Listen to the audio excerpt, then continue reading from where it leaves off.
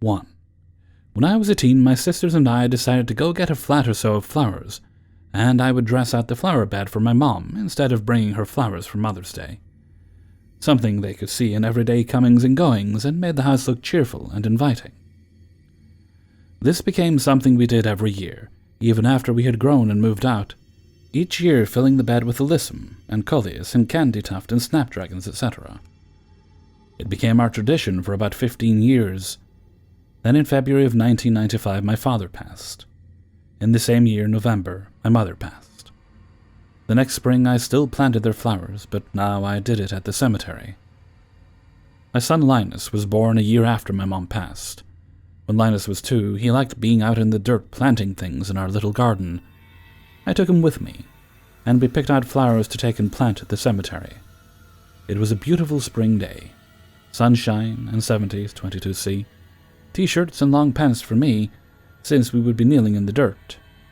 T-shirt and bib overalls for him. We had been playing and planting and chatting for about an hour when he got a little restless and wanted a different game. I wasn't worried about a small person being restless, as we had the place to ourselves. We sang little songs as we carried a pail of water over to the plantlings. I showed him how to gently pour a cup of water over each of the small plants, and I prepared holes for the last of the plants. Suddenly my little boy looked around and asked, "Mama, who's all the people?" I looked around and saw no one. We were the only ones there with a pulse. I looked at his sweet face, so innocent, and stammered out, they're just enjoying the spring sunshine, just like we are." He says, "I got talk of them," and popped to his feet to head off to meet new friends. Inwardly I'm telling myself, keep calm, Mama, do not panic, smile, breathe. I snatched the back of his overalls, great little handle where the straps cross, and said, "Whoops, not so fast there, bud, we have to finish our work before we can go visit." I moved him through the last bits of plants and cleanup, and pointed out a bunny that was nibbling on some dandelions. Oh look, a bunny. Calm, natural, normal. I offered ice cream cones from the local McDonald's as a reward for all of his big boy help. The whole time glancing around and packing up tools and gathering empty cell packs. I think it took 10 whole minutes before I had him scooped up and safely buckled into the car. Just enough to distract a small person away from going off to meet his invisible new friends. How in the world do you explain stranger danger to someone when you can't see the strangers? 2. Hello everyone. I have been listening to Hellfreezer's glitch and paranormal videos for some time now. Thought it was only fair I finally shared my own experiences. I don't know whether these are glitches, paranormal, or whatever. What I can say is that all of the following is completely true. 100%. Admittedly, there's no way I could ever prove it, so you'll have to take my word on that. A little bit about me for context. I am currently a first-year PhD student, researching biofuels. My undergrad was in chemical with nuclear engineering. As you could probably guess from such a background, I am highly skeptical and scientifically minded. Ghosts, paranormal, and glitches are not something I wish to believe in, and yet, here we are. My first sneaky experience happened as I was growing up. My father was incredibly abusive, and to cut a long story shorter, my mother had to escape with me as a baby into emergency accommodation. Leaving in such a hurry, there was little time to consider furniture or interior design for the council house we were allocated. After several lengthy legal battles, my mother was permitted to move our possessions from our old place into the safety of our current one. Amongst everything was an old sofa for my grandma that we got to keep. The sofa was heavy and had a solid wooden interior. Imagine a sturdy church pew or an L-shaped slab of material. The lining and cushioning were pulled taut such that the sofa hardly deformed when sat on. This will all be important soon. The sofa was comfy enough with some blankets and pillows piled on top of it, and hey, at the time it was better than nothing. However, when it came time to move the sofa into our home, there was a problem. A sofa-shaped problem. For you see, the dimensions of the sofa were such that it couldn't fit through the door frame into the lounge. It was practically a solid slab of wood, and there was no amount of pushing, shoving, flexing, or rotating that could get it through. My mother had 2 removal men, big burly fellows, also try, yet it remained firmly stuck in the hallway. Definitely not where we wanted it. I cannot stress enough to you that there is no way, no possible way, within the physical laws of this universe that this sofa was fitting through this doorway. After struggling for almost an hour, the past events of the last few weeks overcame my mother all at once. The sofa was the final straw. She began to break down and cry uncontrollably. It was at this moment my auntie called the house phone. My auntie has always been rather spiritual. She claimed to have a feeling when she is most needed and always had a habit of calling at the most important moments. I used to chalk this up as an example of availability bias, or something like that. People call us all the time, but it's only when they're most coincidental that we actually pay attention. That's what a psychologist would probably say anyways. But now I'm not so sure. My mother told me stories of the weird things that would happen after my auntie called. I was often told the story of our other skeptical relatives, non-believers in the paranormal, who used to mock my auntie's beliefs and claims. One year, she gave them a Ouija board as a gift. My relatives would laugh and point at how the Ouija board was a gimmick, a lot of nonsense. It was so stupid of them that they gave it to their kids to play with, likely to prove a point with my auntie. Cut to 2 weeks later when she visits them. During conversation, my auntie innocently inquired about the board, only to be met with an air of deathly silence. Apparently she was told to never mention the accursed thing ever again. We never did find out what happened to spook them so, a family of complete skeptics, to the point of throwing out the board. But whenever my auntie is involved, spooky stuff always seems to occur. So there my mother was, in the hallway, with the sofa between her and the house phone in the lounge. After clambering over the sofa and narrowly picking up the call before it rang off, my auntie asked if she needed help. She claimed to have had one of her feelings again. My mother got out all of her pent-up emotions over recent events before conversation naturally shifted onto the sofa situation. My auntie asked if my mother had called out to my grandma for help. My grandma died when my mother was 9. She was taught to believe that we all had deceased relatives looking down and supporting us from heaven. Well, the thought hadn't crossed my mother's mind, so she vocally asked aloud for help. Soon after this, the call ended, and she crawled back over the sofa into the hallway once more. My mother gave the sofa the gentlest of touches, barely placing her hands ready into position, before the sofa suddenly lurched violently forward. Within the space of a single second, the sofa had completely cleared the doorway. In my mother's own words, she said it was like a game of tug-of-war, when the opposing team forcefully pulls your whole team forwards. The sheer power that the sofa had been dragged with was enough to almost make her fall over. For my entire childhood, that sofa remained in our lounge. Many happy memories were made on it. Many times I was told this tale, while I never wanted to doubt my own mother's memory. The science of such a feat was clearly impossible to me. It wasn't until I was 13 that I saw the validity of her claims. We had finally grown tired of the old sofa, especially now, with a bouncing dog in the house, a comfier one was needed. There remained only the small detail of removing the old one. My mother again told me the story and said we'd have to wait for a family friend to bring around a handsaw. But I was having none of it. The sofa entered the room in one piece, it could dang well leave it in one piece too. Cue around 2 hours of me frustratingly pushing, shoving, flexing, and rotating this sofa, like my mother had done all those years ago. I even took measurements of the sofa and compared the dimensions, both to the door frame, as well as the double-glazed lounge windows, just in case. I finally conceded defeat, infuriated to admit that there was absolutely no possible mathematical, scientific, rational explanation for how it had gotten into this lounge, and yet, all my childhood, there it was. We spent the remainder of the next day sawing the sofa into pieces, even when we had difficulty removing it. That was the first of many weird things that have occurred throughout my life so far. However, It was the most recent one that truly solidified that sometimes. Things occur that not even science can explain. It was a few years ago, and I remember everything so clearly, so vividly. Again, what I am about to say is 100% true. About halfway into the summer holidays, I started taking out a weekly Harry Potter book from the local town library. My goal was to finally get around to reading them all before school started. I'm a quick reader and easily finish a book within a week once I get stuck into it.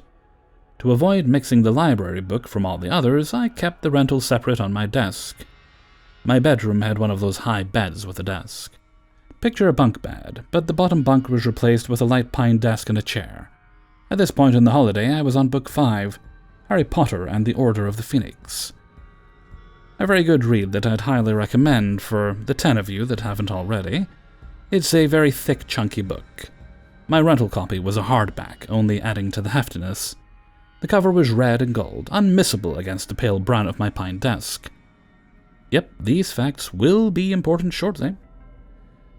I kept very few things on my desk as I tried to keep it tidy.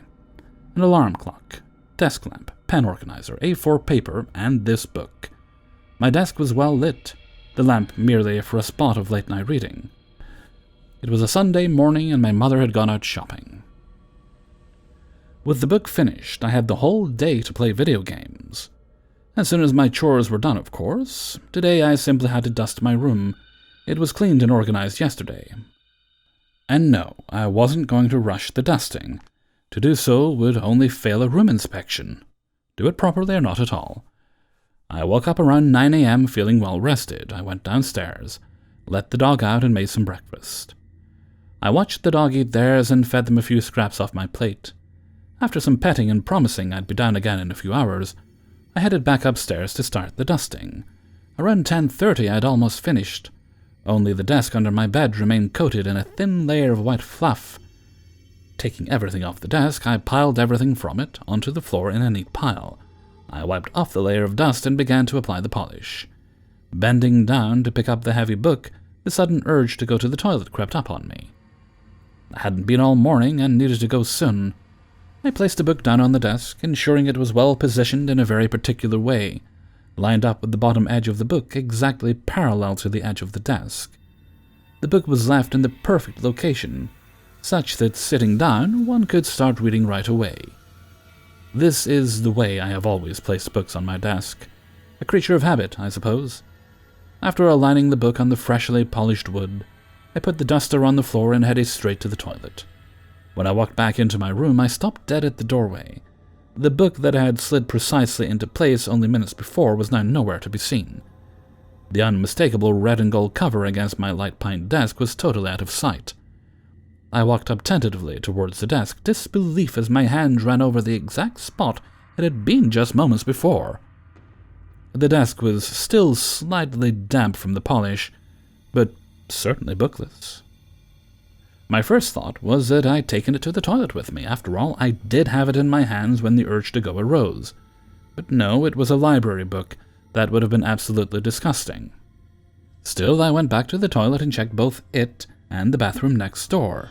Yes, our toilet is separate from the rest of the bathroom. And nope, no book to be found. Okay, that's weird.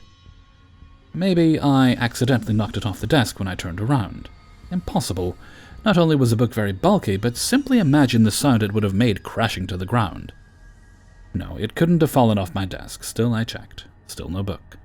Maybe I put it with the rest of my books. No, it was a library book after all. Why would I want to mix it up? And of course, it wasn't on top of any of my bookshelves. The only place it went all day was my floor and my desk, right? I was starting to doubt my entire morning. Maybe I'd taken it downstairs to read during breakfast. Yes, that must be it. It sounded plausible, but there was no book to be found in either the kitchen nor the lounge. Maybe I left it outside when I let the dog out. My dog had no idea what I was doing as I searched around the bins. Frankly, neither did I. Still no luck. I was becoming desperate. Maybe I don't know. Did I put it in the fridge with the milk? That would have been funny, but naturally I did no such thing. I glanced at the kitchen block. 11. Had I really been searching for half an hour? Well, okay, more like 20 minutes, given the toilet break and the kitchen clock being 5 minutes fast, but still, 20 minutes and utterly bookless. I gave up searching downstairs and headed back up. Okay, I said to myself, just to be really, really, really sure, let's check the toilet and bathroom one last time. Going full Sherlock Holmes, I postulated how the book must have logically vanished there. This was where I was during the disappearance. Coincidence? I thought not, and yet, alas, nowhere in the entire house to be found. By now, admittedly, I was getting really angry. We were going to the library tomorrow to exchange it for the next in the series, The Half-Blood Prince. I exclaimed loudly, "Where the F is my effing book?" Or words to that effect. I returned to my room once more. I stopped completely dead in the doorway. The book had returned to the desk. I checked my room clock. Yep, about 20 minutes I'd been looking. As I got closer, I began to get more and more freaked out. Not only had the book spontaneously reapparated from whatever shadow realm it had been hiding in, but it was out of place, seriously out of place. I am talking a whole dang 45-degree rotation and complete opposite side of my desk out of place. Firstly, what sort of maniac would ever place a book like that on a desk? Secondly, I would have had to purposely stretch to slide the book that far away.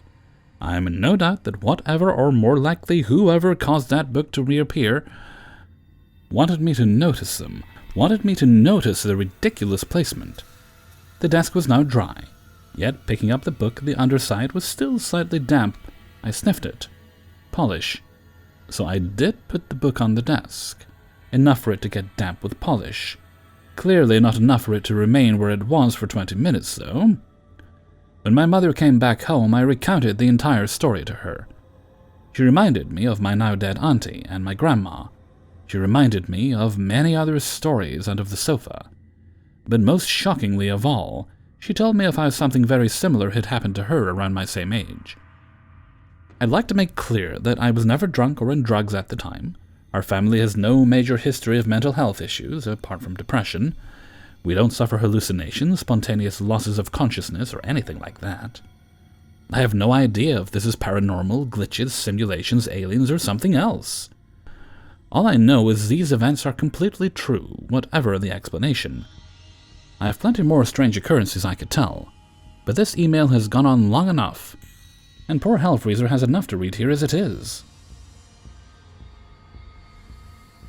3. This is far from the scariest tale I've heard narrated on this channel regarding the use of a Ouija board. It is nevertheless true, and I'd welcome any feedback as to whether other listeners have had similar experiences. I have never been particularly frightened by the idea of the so-called supernatural. I've had enough experiences of one kind or another to suggest that currently unexplainable may be a more appropriate term for energies that we don't yet understand. I don't necessarily think it is wise to dabble with forces we do not understand either, though. So, following this long-ago incident, I never dabbled again with the Ouija board. I had recently begun dating my now husband. Since it was Halloween, we naturally thought it would be a bit of fun to try our luck with Ouija. At that time, I lived in a huge rattletrap Victorian that had been divided into 5 apartments. I lived there for 7 years. My favorite room was the kitchen because the kitchen included one of those round towers so popular on big houses of that era. The tower was surrounded by windows that allowed a great view of the street, which was lined with similar old Victorians, and was topped by a classic witch hat roof. My kitchen table was in this tower, and I especially loved sitting there of a Sunday with my morning coffee, watching parishioners file in and out of the Catholic church across the street. But I digress. It was at this table and in this tower that my boyfriend and I decided to hold our little séance one beautiful Halloween night. Up to this point, I'd never experienced anything remotely supernatural in this old house. Despite its age and the numerous people who'd probably come and gone through it, the worst I'd ever endured was a major infestation of mice. We had barely gotten started with the Ouija. We never got further than, "Is there anyone there?" when suddenly an incredibly loud alarm jangled our nerves to the core. In fact, I'm pretty sure I screamed. After recovering somewhat, eyes huge with puzzlement, and perhaps also a touch of fear, we identified the deafening buzz as the timer in my old stove. Not only was the timer going off, but the clock on the stove was running, something I'd been unable to get it to do during the entire time I'd lived there. Mind you, this stove was pretty ancient as stoves go. Based on its style, it probably dated to the 1950s, maybe even the 40s with its rounded edges, heavy build and small oven capacity. I swore to my boyfriend up and down that I had not set the timer beforehand, and in fact, I had never been able to get it to work. I showed him a separate timer I had to set whenever I used the oven, to know when it was time to take food out. I told him the clock had never worked either. Now both were working. We stared at the stove, all creeped out, and decided our extremely brief Ouija session was over. We just ended it by saying, never mind, and goodbye. So, why? Was my old stove suddenly possessed? If so, it wasn't a malevolent spirit. After this incident, both the clock and the alarm continued to work during the rest of my tenancy, nor did any other incidents occur at the place to make me uneasy, unless you count the mice. In the end, we just had to chalk it up to one of those strange, unexplainable events that could happen every now and again. Perhaps if we had continued the Ouija session, we would have learned more as to why. It happened, but, to be honest, we were just too creeped out at the time. Has anyone else had anything like this happen? I'd be interested to know your thoughts. 4. I always love telling stories about this particular house, so please bear with me while I tell my story to you all. My family had always moved often, but out of all the homes we rented, this 3-bedroom, 1.5 bath was my favorite. We moved to this brick home in the rural parts of my state during the summer between my 5th and 6th grade. My parents would eventually move out when I was about 21 years old, and serving in the military. I think the reason why we lived there longer than any other home, because the rent was cheap, the owners were the best people on the planet, and we had open access for hunting and exploring on the owner's surrounding 15-plus acres. My dad worked tobacco and hay for the neighbor across the street after his 9 to 5, and on the weekend to stay busy and raise a bit more money for us to live on. My mom could have her garden and not have so much house to keep up. My older brother, younger sister, and I would play in the basement, the old barn, and everywhere else we could get to. I really grew up in this place. To have a bit of background on myself while I lived there, I was a homebody. I liked and still do my alone time to do whatever I wanted and enjoy a quiet house. So any time that I could stay home alone, I would. My brother off with friends, my sister off doing something with the church group, mom out getting groceries, dad in the fields. I had a lot of time to just hang out. Now this house, I had always estimated that it had to have been built in the 1950s or 1960s. Brick house, ranch style with a basement. Probably the 70s. I just tried looking it up online, and popular real estate sites have no data on when it was first built. All parts of the house seemed original to it. Kitchen, all blue half-bathroom, aluminium storm doors, single-paned wooden windows. All except for the additional room built on with old vinyl siding. Nothing really seemed out of the ordinary about this place. I remember on so many occasions in which I would be home alone, working on some project in the old basement, when I would hear the storm door open and my dad's heavy boots walk through the kitchen to get lunch or something. I would go up and say hi, and there he would be. But there were almost just as many times when I would go up there, and there would be nobody. No truck in the driveway, no nothing. But I heard it all.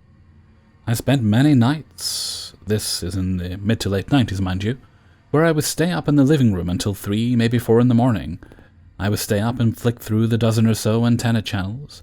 Nothing but garbage on television, but I would stay up anyway. It was quiet. The way the couch was situated, I could see all the way down the hallway, and the television was against the wall so that if I laid on the couch, I would see down the hall right past my feet. The hall was my 12 o'clock, the TV was my 11. One night, somewhere around 2 or 3 in the morning while watching TV, and my household asleep, I saw her. An older woman with a dress, white blouse, and hair in a bun, walking from the right bedroom to the left. I sat up, stared, and listened for the bedroom doors to shut, but heard nothing. I eventually got up and checked the hallways. All doors were shut. I gently rapped on the door where I saw the woman go, my younger sister's room. No answer, so I gently opened the door. She was asleep in bed, hair down and in shorts and a blue tank top. Mom had short hair. I decided to go ahead and call it a night. I must have fell asleep and dreamed. I'm going to go ahead and fast forward to several years when my folks moved out of town and finally bought their first home. A place very much like the one I grew up in. It was Halloween 2008. Many years had passed since seeing this old woman, and I never once had thought of telling anyone anything about it. We decided to watch a ghost hunt live broadcast by some TV famous paranormal investigators, and our conversation turned toward personal experiences. That's when I brought up the old house. I told them, I've often wondered if the other house had something going on. Sometimes I thought I heard footsteps but found nobody home but me. My mom replied, "Oh yeah, I've always thought that. Never wanted to upset you all, though. Seemed harmless to me, though, one time, real late. I saw a woman in the hallway." My eyes must have gone wide. I said, "White blouse? Dress?" Mom, quietly, "Hair in a bun?" I thought often about that conversation. About a year later, after my interest had peaked enough that I wanted to try and investigate known hauntings, which I never really did, I was able to get in touch with the owners. Mom and Dad still had their numbers. I received the funniest answer from them when I asked about possibly checking it out for any hauntings. "We miss your parents. They stayed there for longer than most of our other tenants. We have some good people in there now, and we don't want them to get scared away from someone asking about ghosts." He meant that in a sincere way, not threatening or dismissive way. "But I will say you're not the first to have mentioned something to us about the place being haunted." He wouldn't say any more, but I wouldn't have forced it. I left it at that. I'm all right with that being my answer. I have driven past the place a time or two since. Yeah, getting teary-eyed at my fond memories there where I grew up. But every time I think about the place, I can't help but also remember what I experienced when I was alone.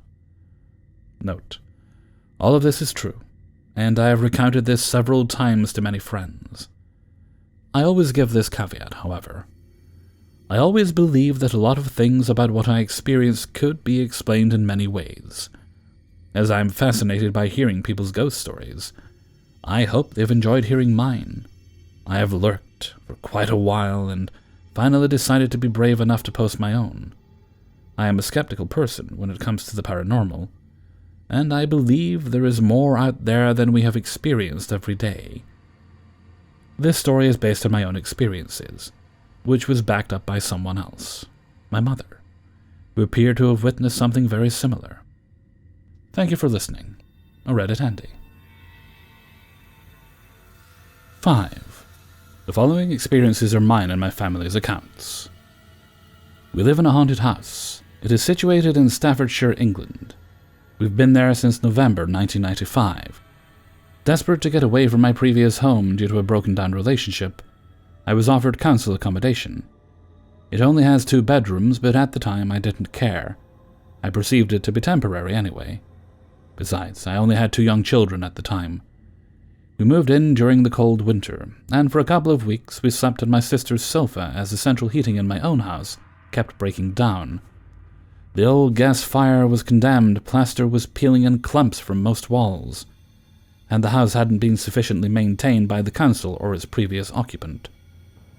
There was gaping holes in the walls, and old, screwed-up newspaper had been stuffed inside. We were lucky enough to be afforded a new kitchen and a new bathroom. The council gave me a couple of £100 to give the property a thorough painting. I was determined to make this house a home. Once we had been settled in, nothing appeared to be off. There was no bad vibes or paranormal activity, that is, until Saturday, June 22nd, 1996. It was a warm summer's evening, and my mother and daughter were spending some quality time with my sister for the weekend, whilst I enjoyed a night in with my friends. My friends had already arrived when I decided to take a relaxing bath. I'd been busy doing a lot of housework and gardening during the afternoon. My friends supplied themselves with their own drinks, so I saw no need to play host for the earlier part of the evening. Once I was washed and dressed, I placed one foot on the top of the stairs when something on my right caught my attention. I turned my head and stared into the girl's bedroom when I saw the silhouette of a little girl, judging by the height, about 4 years old, staring at me, then ducked between the bed and the radiator. What is elder daughter playing at, I thought. Then it hit me. My daughters were not even in the house. My gaze temporarily shifted away as I considered this. When I looked again, I saw nothing. I walked downstairs and thought no more about it. For that night, at least. I never told my family or friends of what I witnessed. I didn't feel the need to. My eyes were probably playing tricks. When I saw this apparition, it wasn't nighttime, and it wasn't a dark and dismal day. It was light and warm outside. There was nothing that I felt was off or spooky. I'd never even considered anything to be paranormal in the house, and I'm usually fairly spot on when it comes to sensing spirits. I need to point out that, although the apparition was a silhouette, it wasn't as transparent as a shadow, nor thick enough to notice any distinguishable features. Still, the outline was definitely of a young girl with her hair hanging over her shoulder. During that evening, I went on to experience something terrible in that bedroom that I will not go into. Roll on 5 months. I am vacuuming my living room carpet early one morning when I physically felt something walk through the left side of my body and firmly ordered me to move as it headed through the wall into next doors. The male voice sounded panicked, as though I had startled it.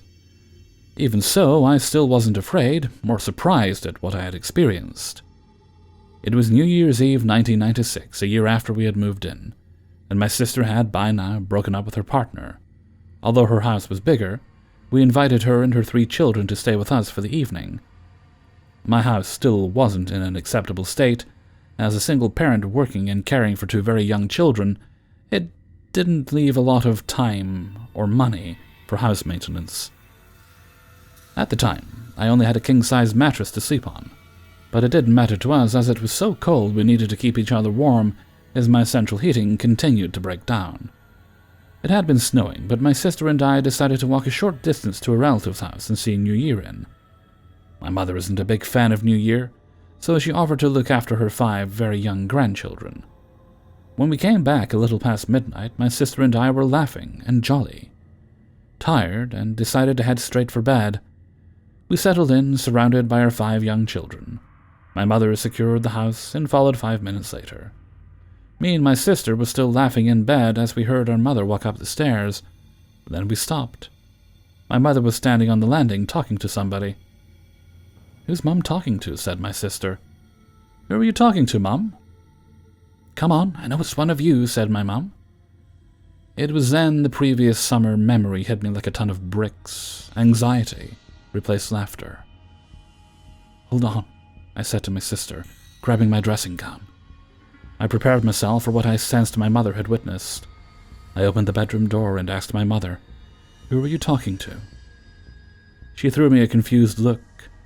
"Who's in there?" she asked, pointing inside the semi-dark children's room.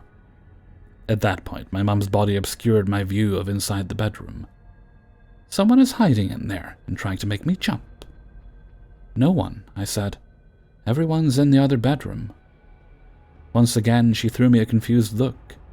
At this point, dread started to wash over me, and for the first time I began to feel scared. My mother knows I am the biggest scaredy cat since the beginning of time, so she attempted to downplay her sighting by ushering me back into my own bedroom. "You've seen her, haven't you?" "No," she said. Not very convincing, knowing full well she couldn't deny seeing a certain thing unless she knew specifically what it was I was referring to. "Yes, you have," I said, almost wetting myself at this point. "You've seen her." I edged past my mum, and, without switching on the light, pushed the door fully open and looked into the bedroom. To my horror, my worst fears were confirmed. Lo and behold, the brazen brat of a ghost still had the nerve to be standing there in the same place as I had seen her 6 months before, by the bed and the radiator. although the bed's headboard now leant on the same wall as the radiator. This time, however, a toy rocking crib gifted as a Christmas present to my eldest daughter was also by the bed, and the little girl's apparition appeared to duck down between the crib and the radiator. I flew out of that room and into my own. I insisted my mother also share the same room as us that night, even though it would be extremely crammed. After that, I also insisted on keeping the girl's bedroom door fully shut whenever no one was in there, especially as we needed to walk past it in order to get to the toilet room. Following the New Year's Eve sighting, 1997 was an active year. My mother would complain about seeing the little girl several times whilst me and my sister were at work. My mother, after finishing work herself, would take care of her grandbabies until we arrived home. One evening, my niece suffered a tummy bug and spent a considerable amount of time running to the toilet, much to the dismay of my mother. Only moments after changing my niece into clothes of my eldest daughter, my mother, washing her hands in the bathroom, sighed, "Not again, granddaughter." But upon looking towards the toilet room, it wasn't my niece who sat on the toilet but the ghost girl. My mother claimed she felt very unnerved and refused to allow any of the children to go to the toilet alone for fear of them seeing the little girl. "Have you seen the little girl again?" became a regular question between family members, and it was always a relief when the answer was no. The ghost girl isn't exclusive to just my house, so it seems. One Saturday night during early 1997, we all slept at my sister's house. At the time, our 5 children were somewhere between 2 and 6, and were as wild as hell when they all got together. I ordered the children to sit in the living room with the adults, as we had had enough of the shouting and running amok up and down the stairs. They did as they were told, and all seemed to calm down. I sat on the chair next to the living room door. I could see the bottom of my sister's stairs. "Get back in here," I demanded upon realizing one of the children must have escaped in a true toddler protest. I spotted a female child sitting, huddling herself at the bottom of the stairs. We had already switched the hallway light off to discourage the children from running around. However, once I scanned the living room to see which child it was, I counted 5 heads. I glanced back, and the figure had already vanished. I've included the sighting at my sister's house, as my mother also experienced the bed covers being firmly tugged away from her when she slept at my sister's house, around the same time. During July 1997, my mother, sister, and I went out for the day. Who better to ask than my cousin, who was a school teacher, to look after the children? She agreed and stated she could mark her school papers whilst babysitting. I knew 5 cousins together in one house could spell disaster, so I requested that my cousin did not allow them to run around and destroy the house. She informed me that as a school teacher she knew what she was doing. She told the children that it was warm enough for them to play outside, and if they needed to go to the toilet they needed to tell her first rather than running up and down the stairs. They obeyed and all seemed well. However, as my cousin marked her school papers, a child ran past the door next to where the dining table is situated and ran upstairs. Annoyed, my cousin got up and ran upstairs after the child. "What did I tell you?" she asked. "You should have let me know before you went upstairs." When she reached the toilet room, no child was there. She searched the other rooms but found no one. She looked out of the landing window and all 5 children were playing on the back lawn. From then on, my daughters would also complain of seeing a little girl, and it was during the summer of 97 that we held a family barbecue in the back garden. My sister was holding my then youngest, now middle daughter, when she suddenly became hysterical and tried to tell Auntie to make the little girl go away. My daughter was crying and pointing at the landing window, which is situated at the back of the house. No one else saw what my daughter did, so we comforted her as best as we could. Both of my daughters claimed to regularly see the little girl, as well as workmen. So one day I decided enough was enough. I was not prepared to allow my daughters to suffer this trauma, so I very sternly told the ghost to never appear again, otherwise I would be forced to call in priest action. I used to be a Catholic, so we have an abundance of holy water in our home. I made a point of scattering the water about. I also told the ghost to never dare to appear to me specifically again, ever. After my warning, the ghost stayed away. The little girl never appeared for quite some time. However, there were several other paranormal incidents in the house. One was when we arrived home from shopping and the family were engaging in a typical bicker, when the microwave switched on and we all stopped dead in our tracks. You see, the old microwave had a manual dial that would need to be physically turned to power it up, so it definitely wasn't an electrical malfunction. Another incident happened during one weekday afternoon around 1998. I started to feel unusually tired. I've since had an operation to remove my thyroid, so taking an afternoon nap became a regular thing. Whilst the girls were at school and nursery, I took a nap on the sofa. Upon waking up, I realized I was in a state of sleep paralysis. This wasn't unusual in itself, as I had suffered from it since I was around 17. However, I saw a man sitting on the other end of the sofa where my feet were. In fact, my feet were actually resting on his legs. I knew my house was locked, so it definitely wasn't an intruder. He didn't appear to be looking at me, but I'd be damned if I was going to lie paralyzed next to him. I tried to force my body to move. I knew if I could force myself to fall on the floor, I would wake up. It was a struggle and took a few minutes, and some very odd noises from my mouth. With all of my might, my body thudded to the floor. I decided to be brave, and I made a grab for the man's ankle. However, he stood up, and I saw his white t-shirt and jeans-clad body casually walk around the back of the sofa and out of the living room. Of course, I checked the whole house, but he was nowhere to be found. What I can say is that I did physically touch his ankle. If sleep paralysis is a state of dream, then how did I force myself on the floor and find myself awake on the floor? It proves my mind was definitely awake throughout. From time to time, my family would also claim to see a man pop his head around the bottom of the stairs, then quickly hide from view. No one felt overly scared of the man. Fast forward a few years. In 2006, I purchased my home. Yes, why would I buy a house I knew to be haunted? I wanted an investment for my children, and the council offered it to me for a discounted price. Besides, the activity didn't occur every day, and we can go months and even years without witnessing anything at all. It was around 2008 when I decided to give my home a complete overhaul. I was trying to raise extra money for my mortgage provider, and I needed to find a letter with my mortgage account number. My eldest daughter, almost 18 at the time, sat on the bedroom floor with me and helped me to sort through my documents. My nephew and his friend were fitting new doors upstairs. We were playful that early summer's evening, and kept playing practical jokes on each other. Whilst looking through the paperwork, the bedroom darkened as if someone had walked past the landing window and blocked the light. We immediately looked up to find a pair of denim legs walk into the bedroom. One of them, my nephew or his friend, has sneaked upstairs and is hiding from us, I told my daughter. She agreed. We quietly stood up and crept towards the bathroom, deciding it would be us who would make them jump. However, no one was in the bathroom. We looked out of the landing window, and sure enough, my nephew and his friend were both outside shaving wood off a door. It was also during the time when I had a day off from work. It was early afternoon hours. My mother was at home with me. I was sitting on a dining room chair, on hold on telephone, while my mother sat on the sofa.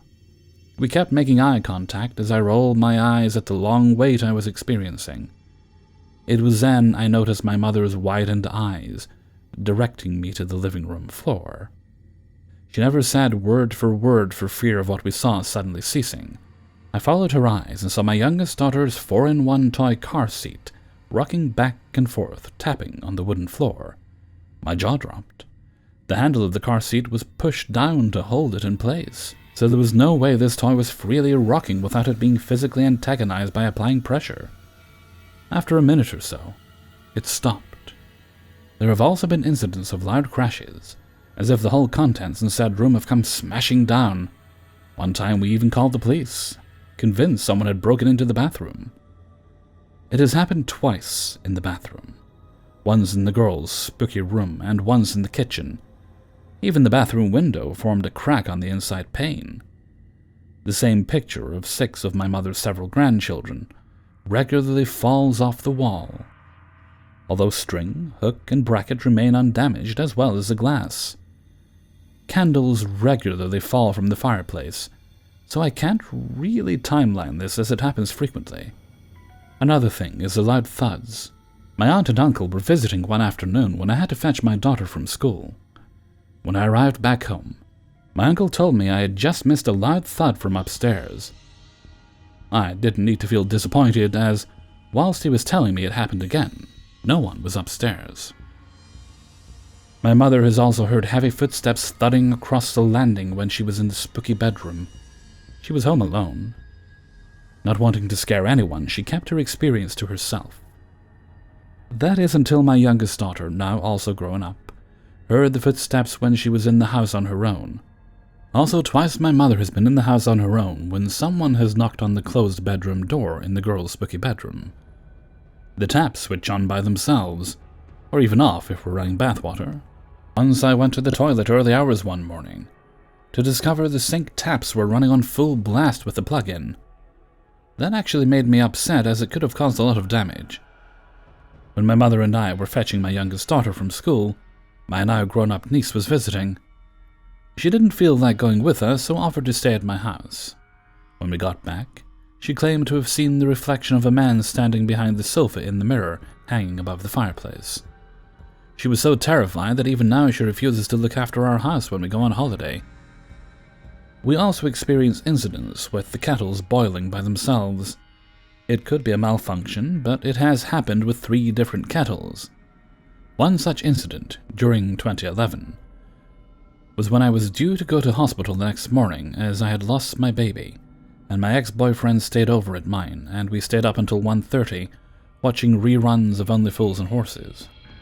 I needed something light-hearted, as I knew the next day would be very sad for me. We were still laughing at the episode when 10 minutes later, we heard footsteps coming downstairs, walk into the kitchen, and switch on the kettle. "Oh no," I told my ex, "my auntie is awake." We quickly checked, as my aunt had Alzheimer's and couldn't be left alone. There was nobody in the kitchen. Needless to say, we've knocked that one on the head by turning the switch off at the plug after each use. It's not happened since. My mother did experience something creepy one night when sleeping in the girl's bedroom. She felt pressure on her pillow, and believed it to be my youngest daughter stretching her leg from her own bed in her sleep. However, the pressure moved away, then sat on the end of the bed, where it remained for quite some time, until it simply vanished. Another incident happened late one morning in 2017. My middle daughter and my mother went out shopping. My youngest was at school, and I stayed cleaning the house. My family closed and locked the front door behind them, whilst I watched them from the unspooky bedroom walk up the driveway and into the car. It was then I heard a clatter on the laminated living room floor. I instantly knew I would find a penny on the floor. That's exactly what it sounded like, and exactly what I did find upon my investigation. In December 2017, when my husband very first visited my house, he sat on the sofa one afternoon and said to me, "Ah, look at that cute little dog." He pointed at the arm of the sofa. "What dog?" I asked, knowing my daughter's dogs were upstairs, and there definitely wasn't a dog sitting on the arm of the sofa, otherwise I would have seen it. "Yes, as well as a little girl and a man, we have a ghost dog. But I personally have not seen it, but lots of relatives have. My husband gifted me a t-shirt to the Kansas City Chiefs. He's American. It is now safely hidden in my wardrobe, as each time I wear it, then wash it, it goes missing for weeks on end. I'm quite orderly, so I hate it when my possessions go missing. I even have my family turning my house inside out looking for my belongings. Eventually, the t-shirt will turn up, placed on the ironing pile or in my dresser. Everyone denies putting it there. I have since refused to wear it. Once my wedding ring went missing in 2018. I was distraught. It had been purchased in the USA, where my husband is from, and holds so many memories from our marriage road trip. One morning, I woke up at 4 a.m. to get ready for work. I had a cup of tea while sitting on the sofa, talking to my husband on Skype, had a bath, put my makeup on, and came back downstairs to wish my husband a good night. I glanced to my left and saw my wedding ring resting on the sofa. It was placed so obvious, I know I would have seen it earlier that morning, had it already been there all along. Also in 2018, Another incident would occur when I woke up around 4 a.m. Each time I'd head for the stairs, I'd hear the calendar fall from the kitchen wall at the same time each morning. The wall is not directly below the stairs, and I wouldn't stamp up the stairs so loudly at 4 a.m. that things would fall off the walls. We were forced to remove the calendar in the end, and I would have my mother be awake whilst I got ready for work. Yes, as grown a woman as I was, I had to wake my mother as I was scared. I initially put the calendar incident down to my cousin who passed away weeks before. I was close to him, so that could have been him. I did ask him to stop trying to scare me if it was. Although we haven't seen the little girl for a long while, my middle daughter's friend's young daughter, then 5, has. She has rarely visited our house. But Halloween 2018, we decided to invite her and her mom over, as we make a big deal over Halloween. Locally, we're known as the Halloween house, so we tend to decorate for the neighborhood. We had our living room blinds open so we could see who was walking down our path. We have a lot of expensive and rare props we've collected from over the years or gifted to us, from both sides of the Atlantic, so we are vigilant in case something gets stolen, as with the time when we overheard 2 young men discussing stealing our props as they walked past our house. "Who's that?" asked the visiting girl, as I conversed with my daughter and her friend. We looked out of the window, and the security light hadn't lit. We carried on talking. "Who's that?" she asked again. We looked and still saw no one. Again, carried on with our conversation. She asked again. "What are you on about?" asked her mother, becoming frustrated. "There's no one there." We all confirmed this to the child. Suddenly she became very withdrawn and started to cry. She was convinced she had seen a little girl peering into our living room window, and now she appeared very frightened at our inability to see what she could see. She remained sitting on the sofa with her head buried in her hands for the rest of the evening, and each time we walked past the window to use the bathroom, she would walk sideways with her back to the living room window in an attempt to not see anything looking back at her. Another time, during 2019, I was closing my eyes on the sofa when I was suddenly awoken by 2 hands firmly pressing on my stomach in an attempt to make me jump. I opened my eyes and saw a young girl leaning over the back of the sofa. I initially thought it was my youngest daughter, an older teenager, and I knocked her hands away from me. "What a stupid bloody thing to do. You could have given me a heart attack," I said. Then I felt bad. My daughter is a good girl and has never had to be chastised. Feeling guilty, I instantly sat up to make peace, but no one was by the sofa. Then I realized the girl leaning over the sofa had dark blonde hair. What's more is I definitely touched someone's hands. My daughter was upstairs and knew nothing about it. One of the weirdest incidents to recently happen was mid-July 2020. My mother very angrily shouted, "Who's moved this photograph of my mother, my maternal grandmother, and placed it over grandson?" Now I am the only person who polishes the top of the piano, where a section of family photographs stand, so I believed she was having a petty dig at me for putting the photograph of my Nana in a position where it obscured the view of my nephew in his military uniform. Honestly, the way she was kicking off, you'd think I'd murdered somebody. She even went upstairs to question the girls. I didn't acknowledge her tantrum. What I didn't know was that the photograph wasn't placed incorrectly. The photograph of my Nana had actually been removed from its frame and placed inside my nephew's military photograph. No person in our house would have disrespected my Nana or my nephew. It is totally baffling. 3 of the most recent occurrences, 2020, are when I placed my e-cigarette in a candle jar on the landing wall whilst I visited the lavatory. I sat with the door open, not unusual, and watched as my e-cig rolled around the jar. It was stationary when I had placed it inside. I shouted for my mother to witness it. She gasped. It didn't stop rolling until I placed my hands on it.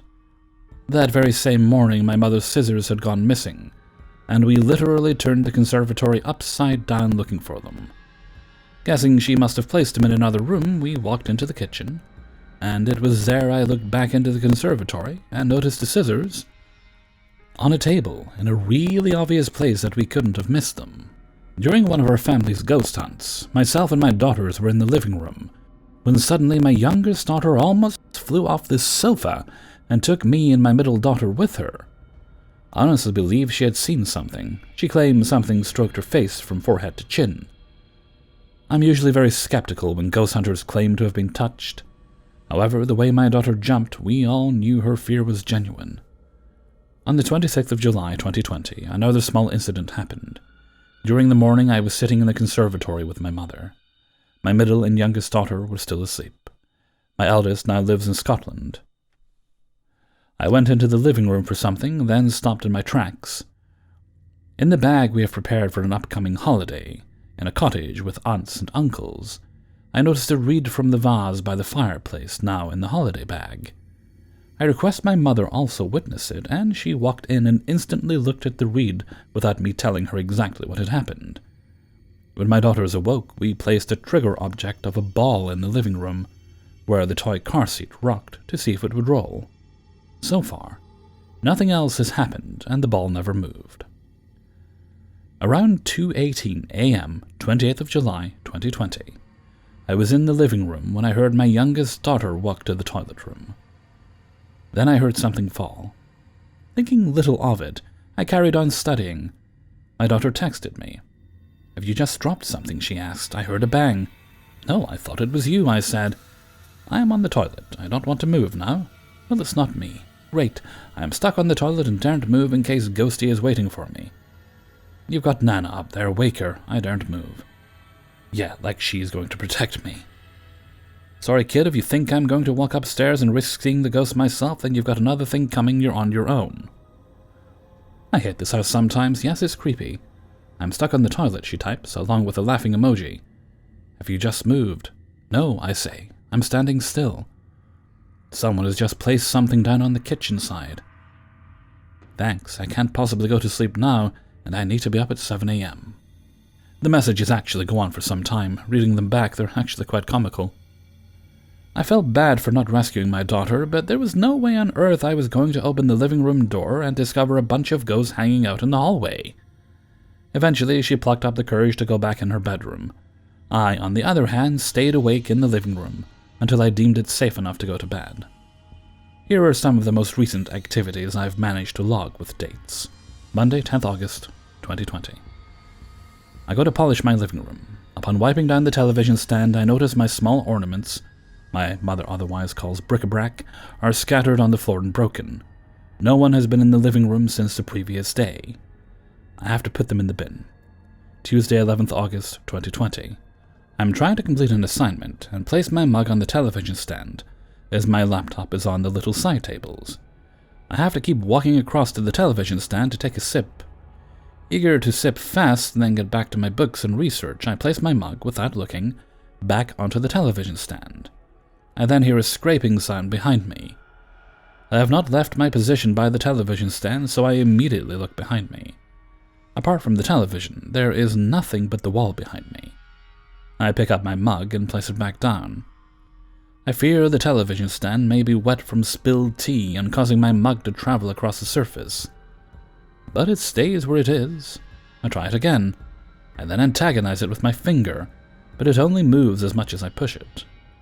I thank the ghost for securing my mug, believing it knows I was very upset when I almost broke my favorite mug, and is ensuring the same thing doesn't happen to a different mug. Wednesday, 12th August, 2020. I am still trying to complete my assignments. I am vaping whilst typing. I place my vape pen by my side. When I go to grab it, I cannot find it. I get up and remove the sofa cushions. Nothing. I look again, this time getting very frustrated. Still nothing. Infuriated, I firmly tell the ghost to hand back my vape pen as I have no time to waste in my assignments. I then tell it I will get a priest to rid it out of my house. I grab the holy water and tell the ghost it is not welcome in my house. I remove the sofa cushions for a third time. At this point I am very upset when my vape pen still isn't located. Just as I'm standing there scanning the room, I hear something drop at my feet. It's my vape pen. It is simply dropped by my feet. I haven't moved. No other object has moved. I do not thank the ghost as it has wasted my previous time. Instead, I tell it to hand back the other missing items.